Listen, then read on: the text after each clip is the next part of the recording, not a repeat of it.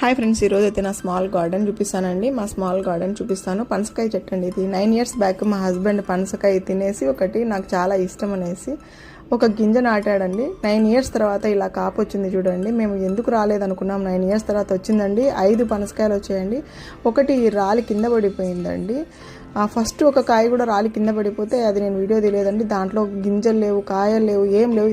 ఇది చెక్ చేయాలండి. ఇప్పుడు ఎలా వస్తుందో ఏమో చెక్ చేస్తాను. నేను పక్షులకి వాటర్ కూడా పెడతానండి. ఒకరోజు మా చిన్న గార్డెన్ చూపిస్తాను, మీకు అంతా పూర్తిగా చూపిస్తాను. పనసకాయ చూడండి ఇలా వచ్చిందండి పనసకాయ.